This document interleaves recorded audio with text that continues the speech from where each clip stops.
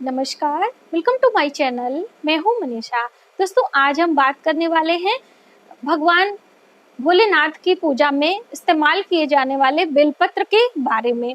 Bell का वृक्ष हमें घर पे कब लगाना चाहिए, बेल का वृक्ष लगाने से हमें किन किन मनोकामनाएं हमारी पूर्ण होती हैं, और बेलपत्र यदि हम भगवान शिव की पूजा में इस्तेमाल कर रहे हैं तो हमें उसे किस प्रकार चढ़ाना चाहिए।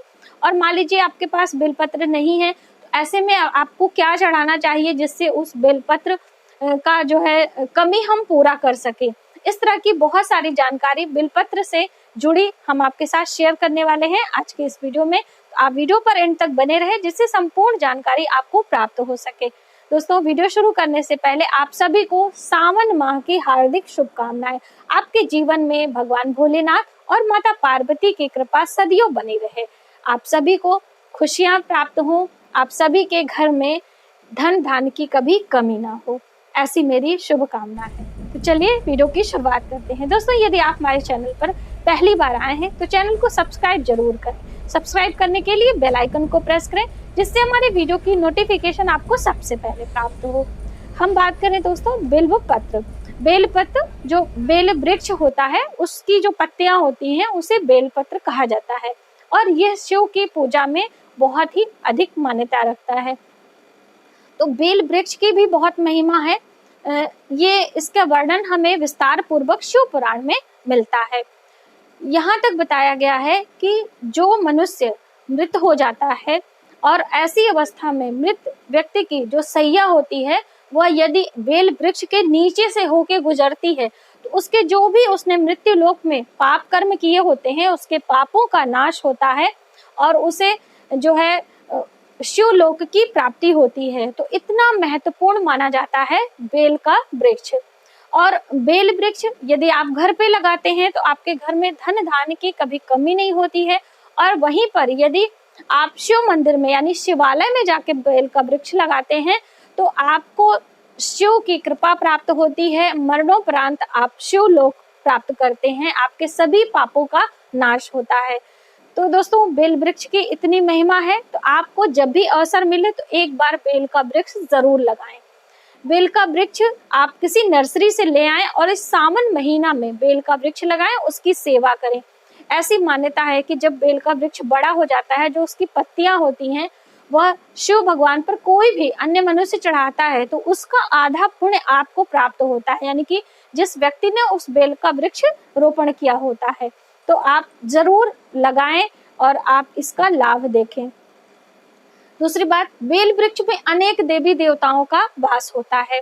तो सबसे पहले तो माता लक्ष्मी का जो है वास होता है, और उसके मूल भाग में यानी कि उनके जड़ में भगवान ब्रह्मा, और उनके तने में भगवान विष्णु, और उनके अग्रभाग में यानी ऊपर वाले हिस्से में जो है भगवान शिव का जो है अंश माना जाता है। तो इस तरह से इतने देवी देवताओं की कृपा हमें मिलती है एक बेल वृक्ष लगाने से।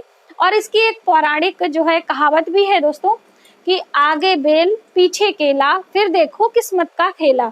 यानी कि आपने यदि अपने घर के मुख्य द्वार पर एक बेल का वृक्ष लगाया है और घर के पीछे वाले हिस्से में केले का वृक्ष लगाया है, दोनों, तो आपके घर में माता लक्ष्मी की कृपा सदियों बनी रहती है। धन धान्य की कभी कमी नहीं होती है। आपके घर में जो आपकी संतानें होती हैं बहुत ही आज्ञाकारी होती हैं।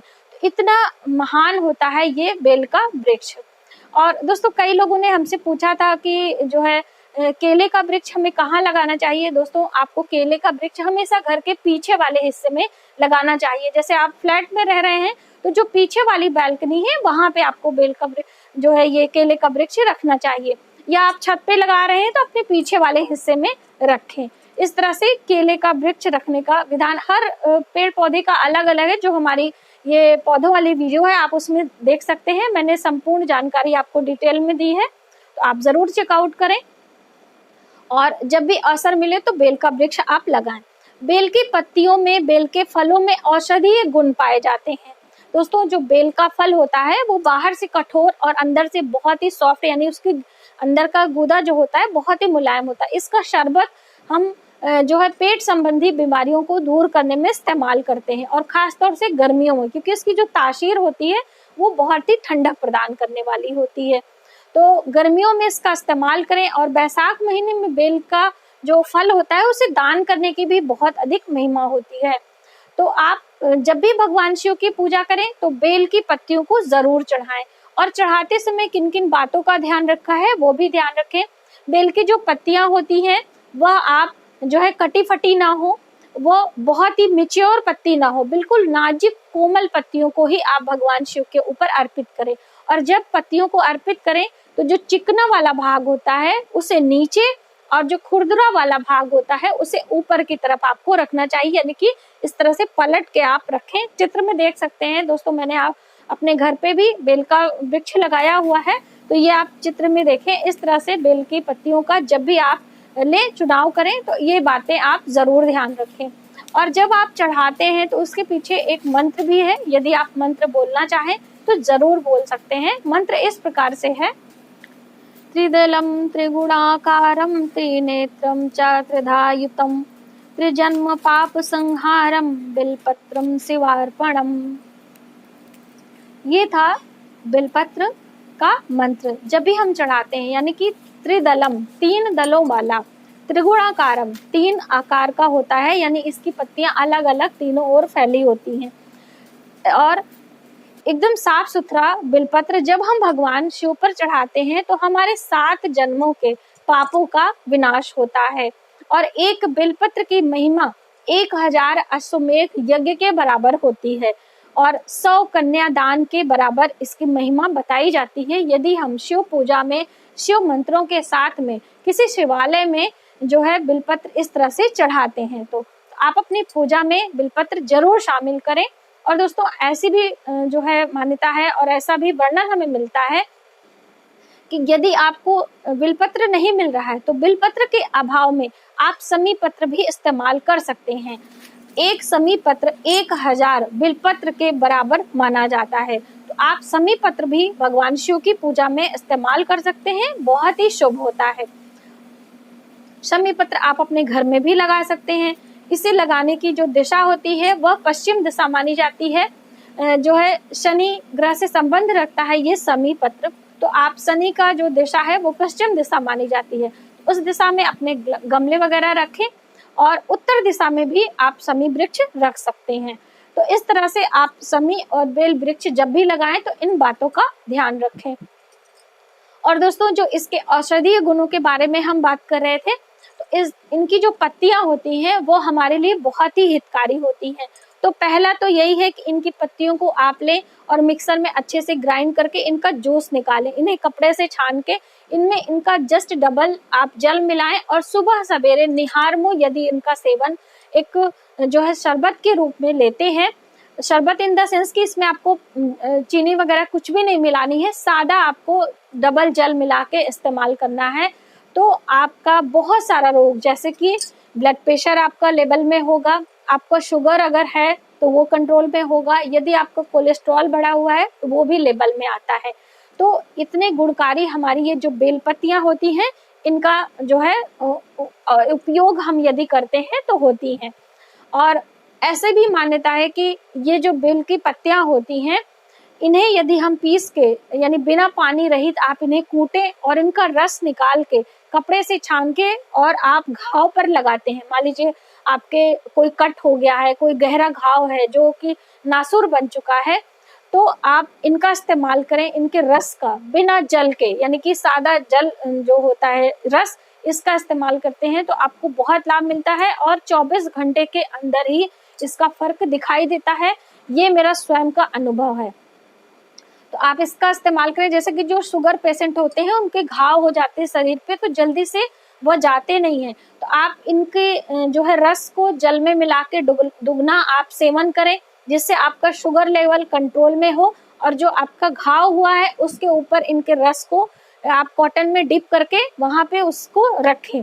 3 बारी स्टेप आप दिन भर में इसको चेंज करें, देखें आपको बहुत लाभ मिलने वाला है। दोस्तों अब मान लीजिए बिलपत्र आप शिवालय गए हैं, आपके पास नहीं है, तो जो बिलपत्र चढ़ा है उसे भी आप धोकर और फिर इस्तेमाल कर सकते हैं। जैसे कि 108 की संख्या बहुत ही महत्वपूर्ण मानी जाती है। जब हम किसी मंत्र का जप करते हैं 108, जब हम कोई पत्र कोई वो चढ़ाते हैं तो भी 108 की संख्या में। अब आप 108 की संख्या में बेलपत्र नहीं मिला आपको, फिर आपको क्या करना है, तो जो एक बेलपत्र है उसे आप लें और एक बार चढ़ाएं और फिर उसे उतार कर धो के फिर से आप उसे इस्तेमाल कर सकते हैं। बेलपत्र कभी बासी और कभी जूठा नहीं माना जाता है। यहाँ तक ऐसा भी वर्णन हमें मिलता है कि बेलपत्र के अभाव में जो बेल की पत्तियां हैं, जैसे कि 3 पत्तियों वाला ही शुभ होता है, इन्हें आप छाये में सुखा के इनका चूर्ण बना के एक डिब्बे में रखें और जब कभी आपको बेलपत्र नहीं मिलता है तो ऐसी दशा में उस चूर्ण को भी भगवान शिव के ऊपर आप अर्पित कर सकते हैं। और ये बेलपत्र हमेशा भगवान शिव के, चाहे आप शिव की पूजा कर रहे हो या शिवलिंग की, यानी शिव साकार और निराकार दोनों रूप में उनकी हम पूजा करते हैं, तो आप जो है उस पे पलट के चढ़ाएं। जो चिकना वाला भाग है उसे नीचे और खुरदुरा वाला भाग ऊपर करके आप इस तरह से चढ़ाएं। और जो पीछे की डंडी होती है, बहुत ज्यादा बड़ी डंडी ना हो डंडी, उसे आप तोड़ दें। ऐसा कहा जाता है कि वो डंडी वज्र के समान भगवान भोलेनाथ के सिर पर होती है और वो माता यानी कि माँ लक्ष्मी का दर्जा देते हैं और लक्ष्मी मान के उन्हें आदर भाव से अपने सिर पे, अपने जो है सिर पे बिठाते हैं, यानी कि उन्हें नतमस्तक होकर उनका प्रणाम करते हैं आदर के सहित। तो इतनी महिमा है बेलपत्र की। और बेलपत्र जो होता है इसे आप जो है, जैसे मैंने आपको बताया कि आप शिवालय में जरूर लगाएं। ये भी मान्यता है कि आप यदि एक जन्म में ये बेलपत्र लगाते हैं तो इसका जो पुण्य होता है, आपकी आने वाली जो 7 पुश्तें होती हैं, यानी आपकी संतान, उससे आगे की संतान, उसको इनका जो पुण्य होता है प्राप्त होता है और भगवान भोलेनाथ की कृपा तो मिलती ही मिलती है।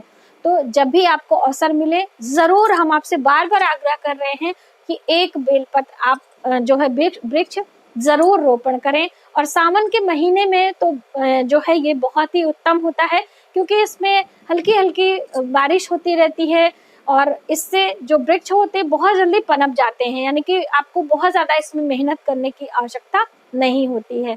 तो आप ये करें और इसका लाभ देखें। तो आज की वीडियो में बस इतना ही। यदि हमारी जानकारी आपको थोड़ी सी भी हेल्पफुल लगे तो प्लीज हमारे वीडियो को लाइक करें, शेयर करें, सब्सक्राइब जरूर करें नए वीडियोस के लिए। तब तक के लिए अपना ख्याल रखें। जय भोलेनाथ।